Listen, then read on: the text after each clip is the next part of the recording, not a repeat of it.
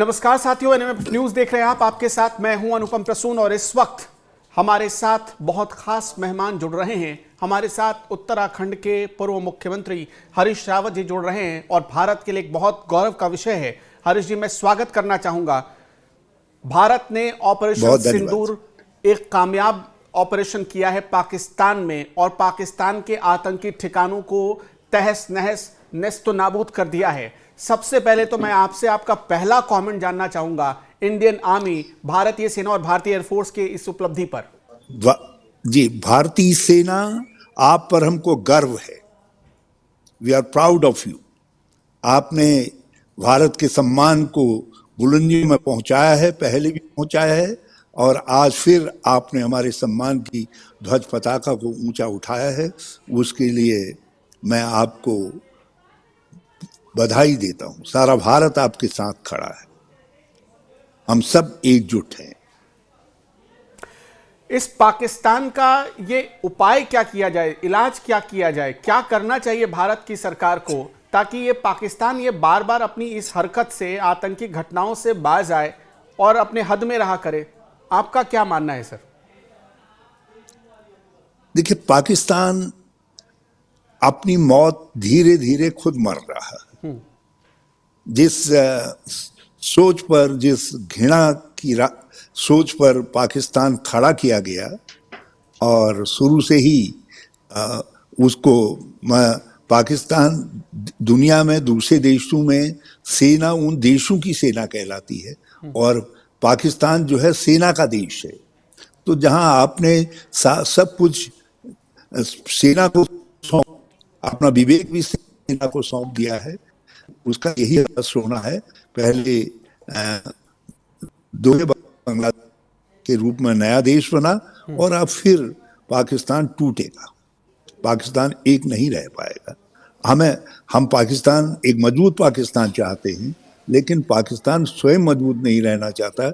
उसने अपने को आतंकियों के हवाले कर दिया है। कोई भी दुनिया के अंदर कोई मुल्क है जो आतंकवाद को प्रश्रय देता हो? पहले कुछ समय अफगानिस्तान में हुआ, लेकिन अफगानिस्तान भी दूसरे रास्ते पर लौटने की कोशिश कर रहा है और यहाँ पाकिस्तान है, वो उस रास्ते पर जा रहा है, तो उसने और है उस रास्ते पर खड़ा, आगे बढ़ रहा है।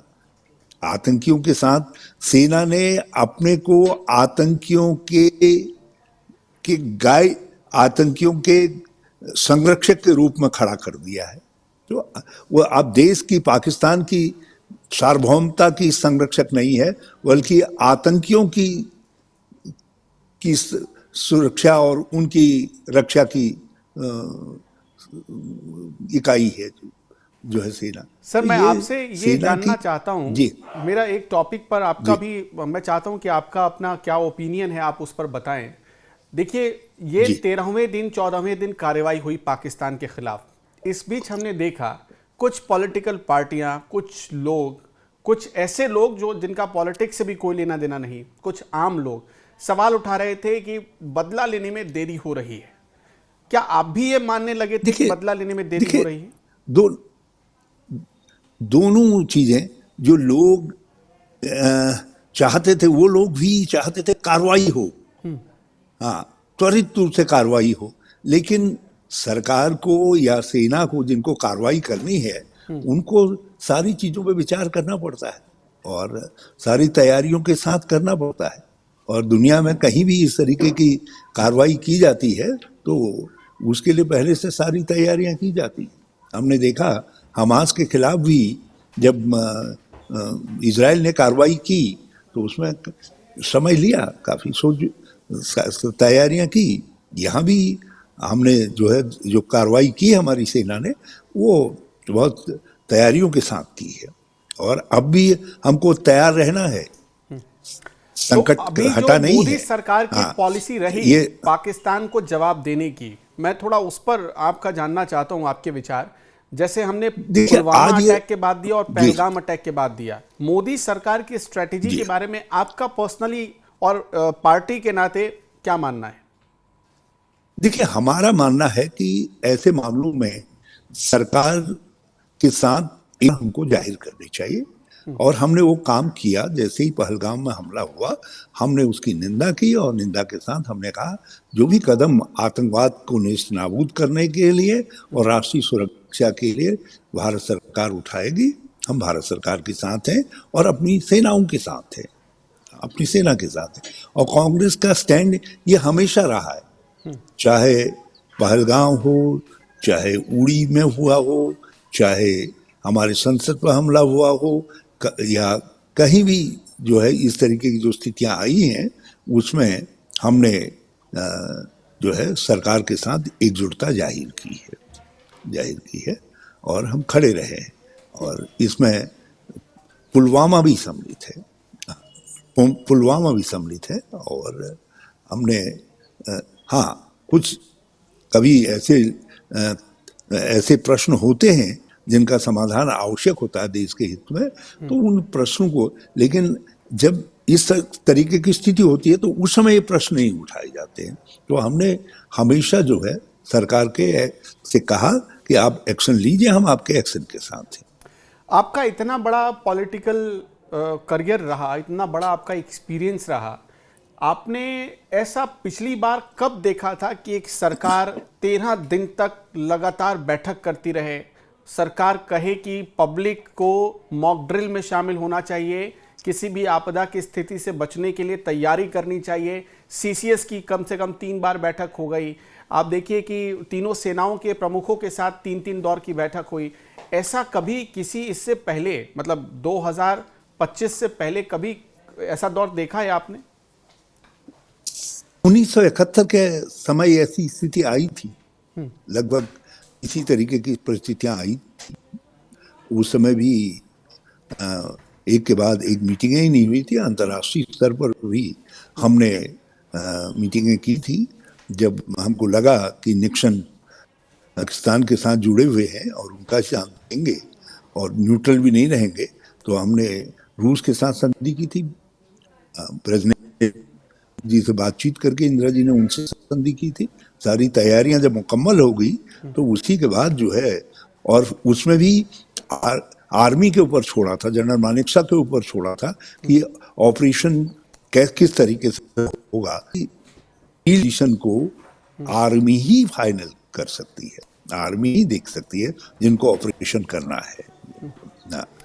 हाँ, आप उनको लॉजिस्टिक सपोर्ट दे सके, और ये इंदिरा जी के लॉजिस्टिक सपोर्ट का ही परिणाम था कि जब अमेरिका का 7वां बेड़ा बंगाल की खाड़ी की तरफ बढ़ने लगा तो रूस ने फौरन चेतावनी दी और 7वें बेड़े को वापस लौटा। थोड़ा सा मैं आपसे ये भी जानना चाहता हूं कि आपकी पार्टी के कुछ नेताओं ने जब पहलगाम में आतंकी हमला हुआ तो उनका कुछ बयान आया। बयान ये आया, कुछ लोगों ने कहा कि धर्म पूछकर नहीं मारा, कुछ लोगों ने कुछ ऐसे बयान दिए कि वो पाकिस्तानी मीडिया चैनलों के हेडलाइंस बन गए, वहां वो सुर्खियां बटोरने लगे। तब ये सब देखकर, जानकर आपको कैसा लगा था? देखिए, पार्टी ने जो कुछ कहा, हमारी सर्वोच्च बॉडी है Congress working committee. Working committee ने एक बार नहीं 2 बार इस मुद्दे पर अपनी एकजुटता सरकार के साथ दिखाई है, सैन्य बलों के साथ दिखाई है। शीर्ष नेता हमारे पार्टी प्रेसिडेंट ने और हमारे लोकसभा में जो नेता हैं श्री राहुल गांधी जी, उन्होंने साफ तौर पर कहा कि कोई भी एक्शन जो सरकार लेगी हम उस एक्शन के साथ। आपने ही एकजुटता नहीं दिखाई, हमने उसमें अपने विपक्ष के साथियों को भी जोड़ा और सबने एकजुटता दिखाई। बल्कि हम तो एक कदम आगे बढ़ करके हमने ये भी सुझाव दिया कि आप चाहें तो पार्लियामेंट का सत्र बुलाइए, हम पार्लियामेंट का सत्र बुला करके भी दुनिया को ये बताएंगे कि हम एक हैं और हम आतंकवाद से पीड़ित हैं और यह आतंकवाद पाकिस्तान स्पॉन्सर्ड है और इसलिए जो है इस आतंकवाद के खिलाफ लड़ाई में हमारा साथ दीजिए। और आज उसी का परिणाम है कि दुनिया भारत के साथ खड़ी है।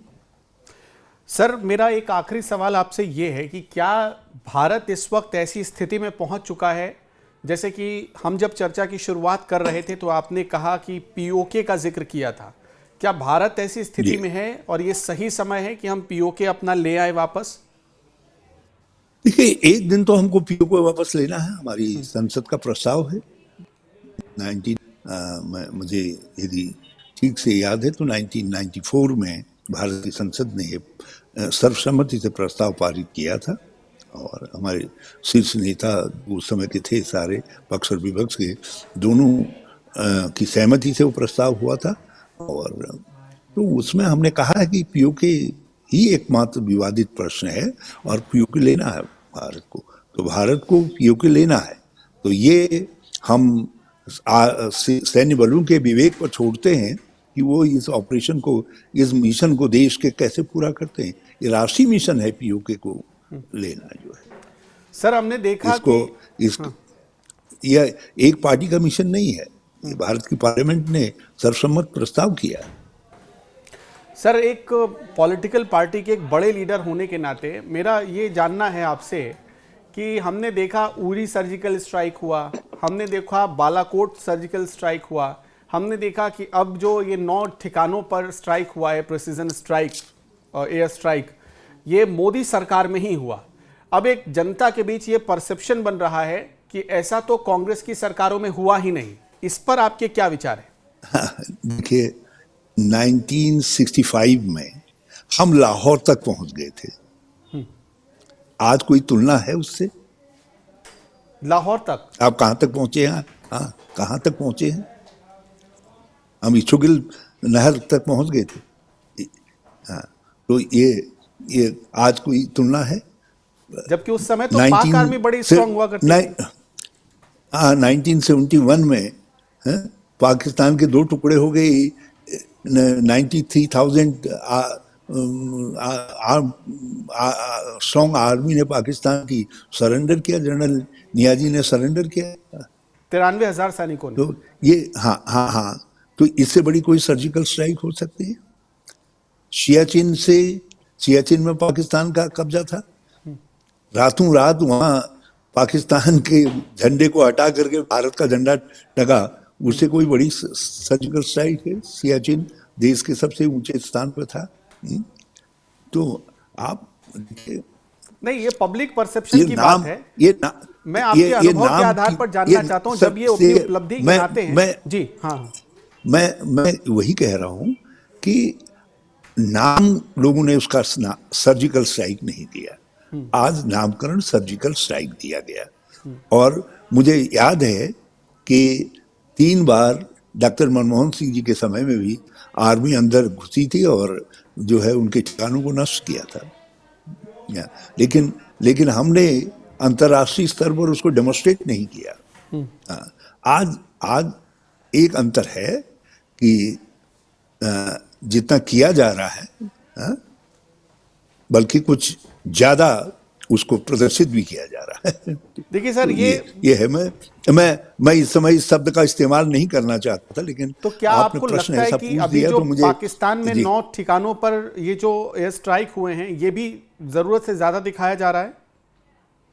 नहीं, मैं ये नहीं कहूंगा जरूरत से ज्यादा दिखाया जा रहा है। गर्व का एक क्षण भी गर्व का क्षण है, ये गर्व का क्षण है। जी, आप एक कैंप को भी अंदर घुस करके नष्ट करते हैं तो गर्व का क्षण है, लेकिन ये अलग अलग समय में स्टेट पॉलिसी होती है। उस समय स्टेट पॉलिसी ये थी कि करो मगर दिखाओ नहीं, क्योंकि हम अपनी एक दूसरे तरीके की अंतर्राष्ट्रीय छवि करना चाहते थे कि जो तरक्की और शांति की ही बात कर रहा है। और आज दुनिया का परसेप्शन थोड़ा बदला है, तो उसके अनुसार भारत ने भी अपना परसेप्शन बदला है। तो ये बदले हुए परसेप्शन में सर्जिकल स्ट्राइक की जा रही है। मैं आपसे पूछना चाहता हूं और आपके माध्यम से आपके व्यूअर से पूछना चाहता हूं, क्या बांग्लादेश से बड़ी की लड़ाई से बड़ी कोई दूसरी सर्जिकल स्ट्राइक हो सकती है? आज भी तो पाकिस्तान 1971 को याद करके ही तो सहम जाता है। सबसे बड़ा डर पाकिस्तान को इंदिरा गांधी से अलावा और किसका हो सकता है? ये तो हम खुद ही कहते हैं। सियाचिन से बड़ी कोई ऐसी सर्जिकल स्ट्राइक हो सकती है कि इतनी हाइट पर हमारी सेना ने रातों रात ये बताते हैं लोगों को, तो एक चीज और बताई जाती है इसके मतलब एक विरोधाभासी चीज हो जाती है। मैं लेकिन उस पर आपके विचार जानना चाहता हूं कि चाहे वो अक्साई चिन्ह हो या फिर पीओके, ये किसने दिया पाकिस्तान को? देखिए आप ये अलग अलग कालखंड होते हैं। पीओके जब पाकिस्तान के कब्जे में आया उस समय कश्मीर भारत का हिस्सा नहीं था, क्योंकि महाराजा ने उस समय तक जो है भारत के साथ विलय के पत्र में हस्ताक्षर नहीं किए थे। और उस समय ये पाकिस्तान की आर्मी कहिए, रजाकार कहिए, कबायली कहिए, किसी भी बेस में आए हों, उन्होंने इस पर कब्जा किया। और उस समय भारत के जो माउंटबेटन थे वो उस समय सर्वे सर्वा थे, वो संधिकाल था भारत के अस्तित्व में आने का। लेकिन जैसे ही राजा ने हस्ताक्षर किए तो हमने कश्मीर में, श्रीनगर में फौज उतारी, और बल्कि कुमाऊं रेजिमेंट के उस समय सोमनाथ शर्मा वो शहीद हुए और उनको पहला कुछ लोग तो नेहरू पॉलिसी को जिम्मेदार मानते हैं इसके लिए। आप खुद कह रहे थे कि आप लाहौर तक पहुंच गए। नेहरू हमने दिया ही क्यों उनको? पॉलिसी नहीं, नेहरू पॉलिसी के तहत कश्मीर भारत का हिस्सा बना। हाँ, नहीं तो कश्मीर मुस्लिम बाहुल्य क्षेत्र था, और ये उन्होंने कश्मीर की जनता को अपने साथ मिलाया। हाँ, ताकि जो पाकिस्तान या जनमत संग्रह की बात कर रहे थे उन लोगों को पीछे हटना पड़ा। और इसलिए कश्मीर जो है मुस्लिम बाहुल्य क्षेत्र होते हुए भी हिंदुस्तान का हिस्सा बना, क्योंकि शेख अब्दुल्ला के नेतृत्व में एनसी और दूसरे जो राष्ट्रवादी भारतवादी तत्व थे उन्होंने पाकिस्तान के साथ उससे इनकार कर दिया और कहा नहीं, हम भारत के साथ रहेंगे। और इसलिए उनको कुछ वो दिए गए, विंडो दिए गए, जिसमें से जो आर्टिकल 370 ये जरूरत थी, राष्ट्रीय जरूरत थी, भारत के स्वाभिमान के लिए इस बात की जरूरत थी। 1965 के अंदर आप जब एक समझौता करते हैं तो समझौते के अंदर ये सब चीजें तय हुई थी, वो कोई देने की बात थोड़ी थी। वो समझौते के, जब आप समझौते के अंत में लड़ाई के बाद शांति तो होगी। तो अभी एक संधि आपके टाइम में और हुई थी, शांति वार्ता के जरिए आएगी। एक समझौता आपके टाइम में और हुआ था, सिंधु जल समझौता, जिसे रद्द करने का ऐलान किया गया कुछ हफ्ते पहले, मतलब करीब 13 दिन पहले। ये आज की जरूरत थे, लेकिन उस समय जो सिंधु जल समझौता हुआ वो अंतर्राष्ट्रीय समझौता था, और उस समझौते के तहत 3 नदियों का जल के 80% हिस्सा पाकिस्तान के पास गया, 3 नदियों का जो है जल हमारे पास आया, हमारे उसमें आया। ये समझौता किया गया। सही था रद्द करने का फैसला। देखिए उस समय वो समझौता सही हो सकता है, लेकिन आज का समझौता, आज का फैसला आज है, आज की आवश्यकता है। हमने इसीलिए तो कहा कि सरकार जो भी कदम उठाएगी जिसमें सिंध समझौते को स्थगित करना भी सम्मिलित है, हमने उसको किया। ठीक है सर, ये मेरा फाइनल क्वेश्चन है आपसे। आप चरणजीत सिंह चन्नी साहब को तो जानते ही होंगे, आपके पुराने साथी हैं, आपकी पार्टी में हैं। मैं अपनी कांग्रेस वर्किंग कमेटी को जानता हूं जी। मैं अपने नेता श्री राहुल गांधी जी और खरगे जी को जानता हूं, वो सबूत और उन्होंने जो कुछ कहा है, उन्होंने जो कुछ कहा है वही कांग्रेस ने कहा है। वही कांग्रेस ने कहा है। इस समय किसी ने क्या इतनी बारीकी में जो लोग जा रहे हैं, वो राष्ट्रीय एकता को कमजोर करना चाहते हैं, और ये ऐसे सवाल भी जो है राष्ट्रीय एकता को कमजोर करते हैं। हमने बिल्कुल एक राय से कहा कि हम शांत, और उस राय को व्यक्त करने में, और मैं इतना कहूंगा कि उस राय को बनाने, राय की तैयारी में, राय के तक पहुंचने में श्री चरणजीत चन्नी भी एक मेंबर के रूप में सम्मिलित थे। हाँ, अब बातचीत में कोई क्या कह रहा है, इससे कोई फैसले थोड़ी बदलते। बहुत बहुत शुक्रिया हमारे साथ जुड़ने के लिए। कांग्रेस पार्टी ने एक ऑपोजिशन की भूमिका, जबरदस्त भूमिका निभाई, सरकार का साथ देकर ऑल पार्टी मीटिंग में आकर